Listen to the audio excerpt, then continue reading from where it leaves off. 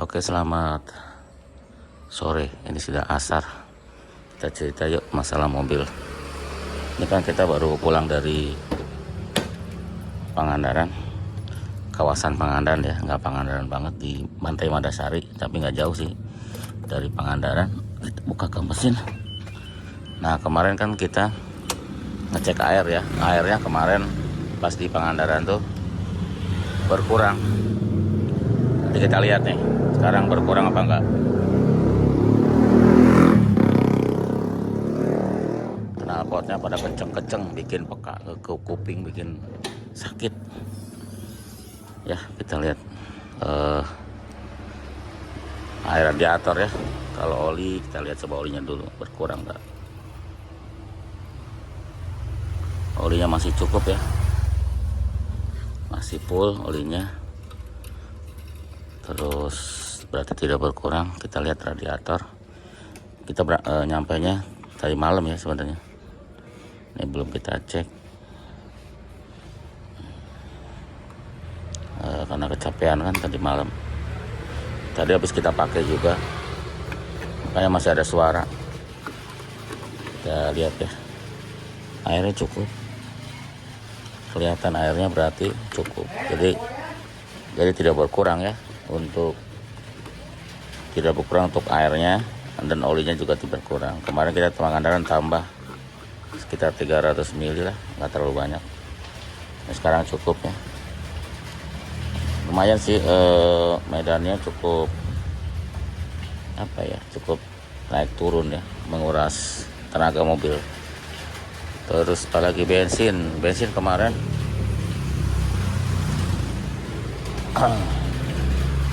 waktu pas berangkat itu setengah kurang ya. Kalau sekarang nggak tahu nih berapa, kayaknya masih udah harus isi sih. Tuh udah mau habis.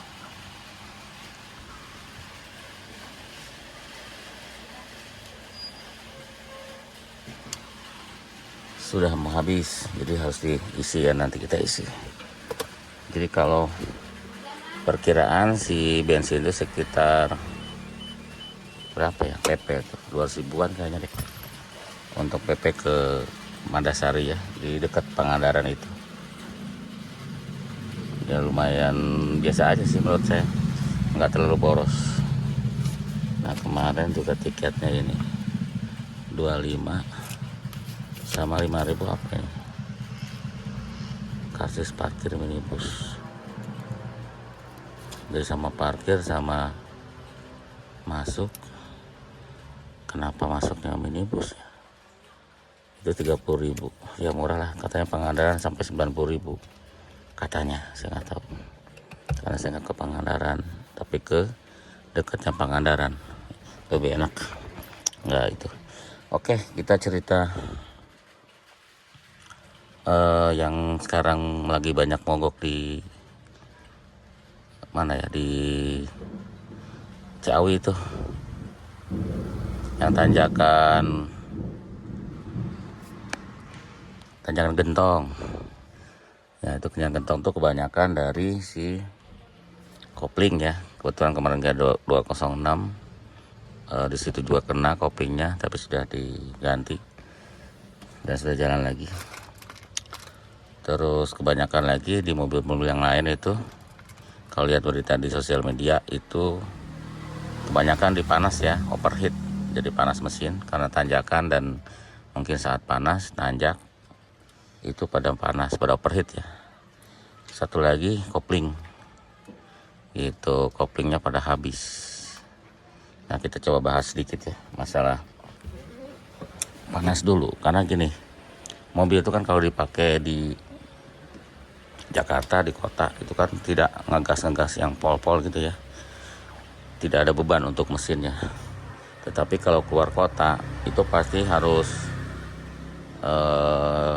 ngegas yang lebih dari biasanya di Jakarta. Biasanya Jakarta 2.500 udah ngoper. Kalau di luar Jakarta itu, kalau ditanjakan nggak mungkin 2.500 udah ngoper, pasti di 4.000, di atas 3.000 tuh baru bisa ngoper. Kalau nggak ada tenaga nantinya. Nah,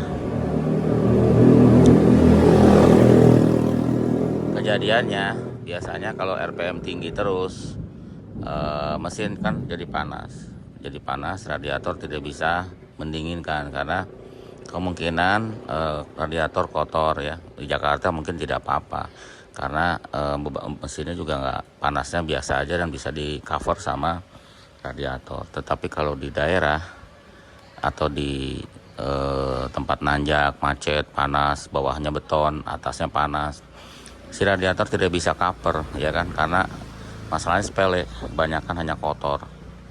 Jadi sebaiknya kalau mau keluar kota itu pastikan radiatornya bersih ya, airnya bagus, karena biasanya pada overheat ya, banyak yang overheat biasanya dari radiator kotor. Ini berlaku bagi mobil-mobil yang di atas 5 tahun ya, mungkin kalau baru nggak ada masalah. Di atas 5 tahun itu kotor, sebaiknya coba diservis aja ya, atau dikuras. Kita sering banyak bikin tutorial cara nguras yang murah, dan murah bisa lakukan sendiri. Kalau tidak mau repot ya, mobil Jepang bisa ke tukang radiator, minta dibersihkan.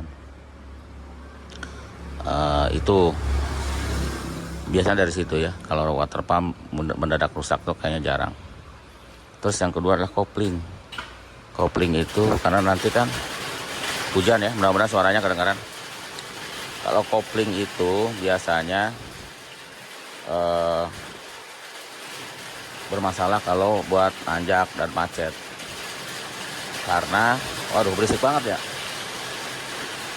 Karena kalau nanjak dan macet itu beban koplingnya semakin besar gitu ya. Pas nanjak macet, jadi kita seolah-olah aduh berisik banget, kita pindah ke dalam ya, ke dalam mobil aja. Berisik banget soalnya. Oke, gelap nih. Ya tanggung kita selesaikan videonya ya. Nah, di luar hujan. Jadi biasanya kopling itu kita sering bikin tutorial ya. Coba tanjakan di dekat rumah yang benar-benar terjal. Nah, terus berhenti tuh tengah-tengah ya. Terus coba jalan lagi. Mau jalan nggak? Kalau nggak mau jalan atau lambat jalannya, itu sebaiknya diganti koplingnya. Kalau nggak nanti bakalan habis di tengah jalan ya. Karena kalau di jalan yang rata, kopling nggak terlalu kerja keras. Yang kerja keras itu pasti tanjakan. Jadi kalau susah untuk tahu ini koplingnya masih bagus apa enggak, yaitu cari tanjakan yang ekstrim, berhenti itu di tengah-tengah tanjakan, terus jalan lagi. Mau naik enggak? Kalau mau naik ya kemungkinan koplingnya masih bagus. Kalau naiknya susah, RPM-nya mau naik tapi mobilnya susah naik, yaitu kemungkinan dari kopling. Itu dites ya. Untuk berlaku untuk Matic juga sama. Kalau nanti pas berhenti digas lagi nggak mau naik ya ada masalah tuh dengan koplingnya. Gasnya naik gitu, tapi mobilnya nggak jalan.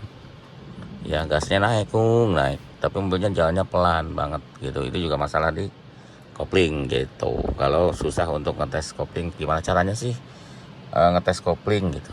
Ya seperti tadi. Itu untuk kopling. Kalau udah gejala selip, sebaiknya ganti.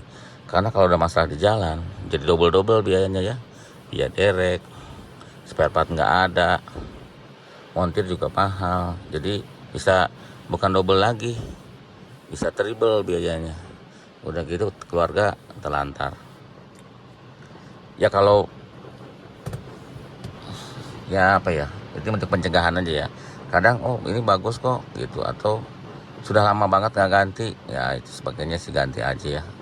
Karena kalau masalah di jalan ya biayanya tambah mahal. Itu kopling, yang tadi sudah radiator, coba diservis kalau mau keluar kota. Ya kan, kalau bila pennya belum pernah servis juga, dicek arangnya, ya kan. Saya aja kecolongan dengan mobil ini, yaitu di alternator. Itu udah ada niat untuk cek, tapi ya kelupaan. Jadinya tahu-tahu mogok. Untung mogoknya di rumah. Kalau di luar, lagi di gentong atau di mana, pasti diderek, nggak bisa. Apalagi ini kan Matic, nggak bisa ngapa-ngapain lagi gitu ya. Nanti kita pulang starternya mau tak servis ya, mudah-mudahan ini saya bilang nggak kejadian ya, karena kemarin kita bilang malah kejadian. Mudah-mudahan aman, insya Allah aman. Kita mau servis pas sampai ke Jakarta, kita akan servis si starternya, karena saya terus terang belum pernah cek ya. Nah terus selanjutnya adalah si pompa bensin ya, sering banget nggak mobil Pisu, nggak mobil Jepang, itu sering banget pompa bensin rusak. Itu juga kalau memang sudah, saya mobil ini udah pakai 5 tahun belum ganti pompa, ganti aja. Nanti takutnya kita lagi keluar kota mati. Kalau minimal bawa cadangan lah pompa bensin ya, karena susah nyari di jalanan. Jadi belum ganti nggak apa-apa, tapi bawa cadangan. Biasanya montir nanti bisa untuk ganti kalau pompa bensin. Ya minimal yang gitu-gitu yang sering-sering mogok. Kenapa sih sering mogok di jalan? Pasti itu nggak jauh dari kopling habis. Di gentong itu saya liatin sosial media ya. Terus panas mesin, overheat. Terus pompa bensin. Ya, itu kayak 3 serangkai itu yang harus kita waspadai. Gitu. Selain yang lain sih tetap harus dicek ya, kan seperti penbel kan kelihatan kalau retak-retak ganti, kebocoran misalkan di sistem power sharing, di radiator, di selang-selang radiator, itu juga diperbaiki gitu. Kalau mobilnya mau dipakai keluar kota. Kalau dalam kota sih kan dekat banyak bengkel, tapi luar kota kan bengkelnya susah. Kebanyakan nanti kalau kebanyakan yang mogok nggak kepegang juga sama montir-montir ya. Ya seperti itu ya untuk cerita aja sedikit. Dan barusan kita udah cek mobil ini, untuk olinya cukup, airnya cukup, tidak berkurang. Oke, kita cerita solusi ya, mungkin bisa sedikit menolong solusinya. Kalau masalah di radiator ya tadi dibuka, dikuras. Kalau nggak ada tukang radiator, coba dikuras sendiri, tapi dibuka ya, dibuka dan dialirin air dari salah satu selang, dari bawah atau atas atau mana dulu boleh. Yang penting nanti diketok-ketok supaya kotorannya keluar ya. Biasanya itu menolong ya. Dimasukin air keran yang kenceng sambil radiatornya diketok-ketokkan di lantai, nanti kotorannya keluar. Itu untuk solusi. Karena kan tukang radiator mungkin nggak ada. Terus untuk solusi kopling memang tidak ada solusi ya, itu harus diganti. Atau untuk tipe tertentu kan ada setelannya tuh di situ biasanya ya, di bawah filter ya, seperti 405 SR SRI ada setelannya, coba dikendorin supaya nggak terlalu nekan koplingnya ya, mudah-mudahan bisa jalan lagi. Atau mobil Jepang juga, yang mobil yang agak dulu-dulu itu kan ada setelannya ya untuk kopling. Kalau mobil sekarang saya nggak tahu, seperti Zebra, Carry gitu itu ada, dikendorin. Kalau sekarang kan kebanyakan hidrolik ya. Kalau hidrolik udah nggak bisa diapa-apain. Kalau pakai kabel itu coba dikendorin. Gitu. Dan kalau udah ada gejala getar sebenarnya harus ganti ya. Pas angkatan pertama bergetar, nah itu sebenarnya udah mau habis. Itu harus diganti. Nanti nanjak nggak bakal naik. Gitu ya. Kalau angkatan pertamanya sudah ada getar di bodinya gitu saat kita angkat, itu alamat kopling sudah habis. Nah untuk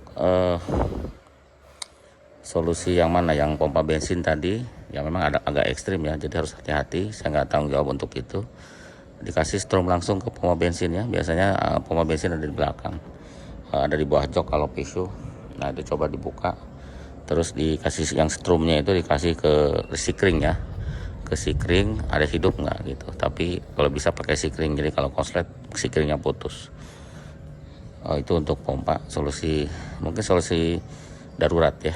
Terus kalau untuk pen mati, misalkan ada pen mati, itu kan bentuknya motor. Kalau pennya bisa dibuka, kabelnya kelihatan, yang satu ke negatif, satu ke positif. Atau ambil dari relaynya ya. Relaynya itu kan ada ke arah yang ke mana, motor pen rata-rata kan. Relay itu kan ada 4 kaki. Yang satu tuh pasti mengarah ke motor pen. Coba dilangsungin ke sikring ya, ke aki. Tapi harus hati-hati, jangan sampai konslet. Jangan sampai beradu ke bodi maksudnya. Kalau beradu ke bodi kan konslet. Karena positif nggak boleh kena ke bodi. Asal dia muter, bisa dibawa ke bengkel terdekat. Kalau derek kan mahal ya. Dan kalau di tempat yang macet mungkin susah untuk derek. Ya seperti itu ya. Mungkin kalau starternya nggak mau hidup gara-gara selektornya rusak, bisa juga.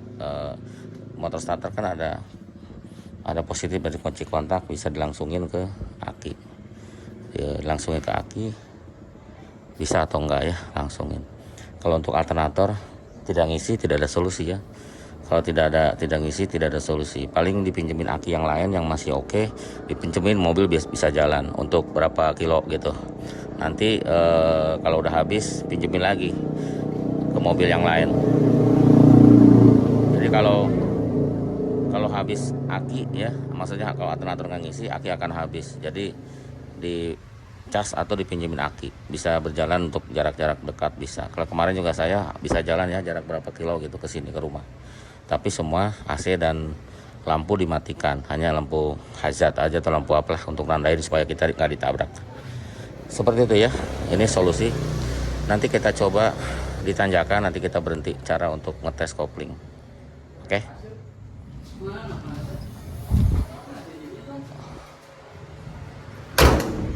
Oke, kita isi bensin ya. Karena di sini ada 110 km lagi habis. Di display kita isi 200.000. Ini banyak nih yang mau keluar, ya mau ke Jakarta ya Bu ya. Sampai kesemutan kakinya. Tuh. Kemana nih? Kesini berarti kanan. Iya, di sini. Banyak juga yang ngisi ya. Ini di Jalan Baru Galunggung ini padahal banyak yang beli. Nah display ininya 110.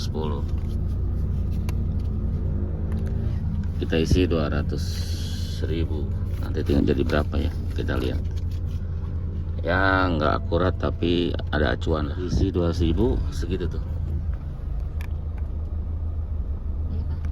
420 km. Berarti kalau kita sekarang di Jakarta nyampe, cuman belum, kita masih di kampung. Oke, kita cari tanjakan biar bisa ngetes kopling caranya gimana ya, yang saya ceritakan tadi. Nanti kita di sana ada tanjakan yang cukup ekstrim. Nah ini tanjakan juga cukup curam ya. Coba cari yang nggak tikungan. Ada yang lebih curam dari ini. Yang agak menikung ada nanti di atas.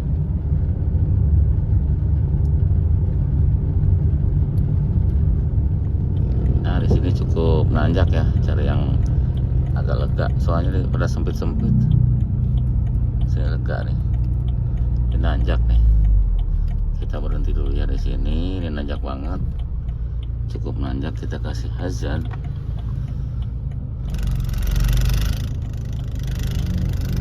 Ini recehan. Terus ini kan tanya.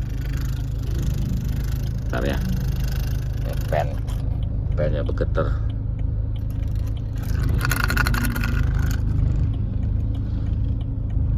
Cukup tanjak ini ya. Kalau macet ini lumayan ini tanjakannya. Kita lihat dari luar ya. Takut ya?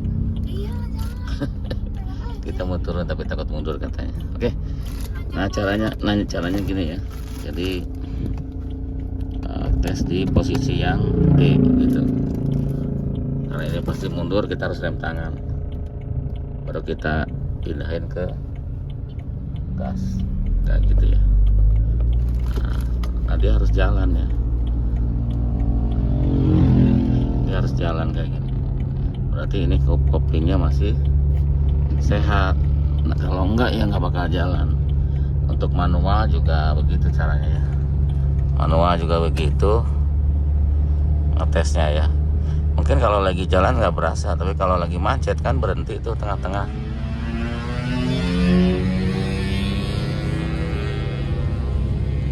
Ya. Atau kita juga bisa pindahkan posisi 1 biasanya. 1, pencet angka 1.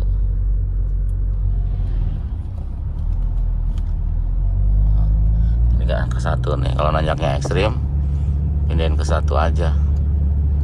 Biar dia bisa ditahan gasnya ya. Kalau enggak dia ngoper dan nanti ngedrop. Kalau dikira sudah lancar, kita bisa pindahkan lagi ke 2. Nah dia masuk ke 2.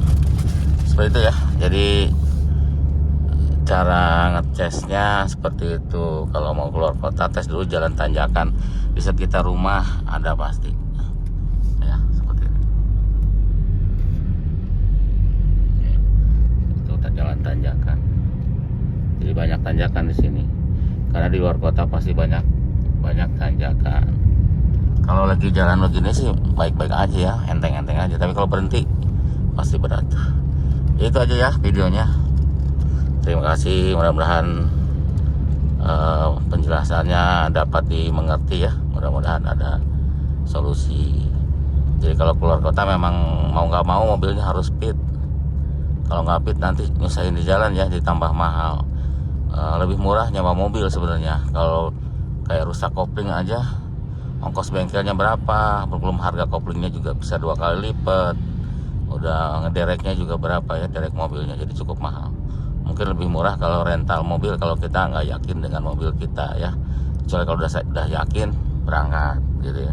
Jadi jangan modal nekat doang, tapi kita juga harus perhitungan di kendaraan kita ya.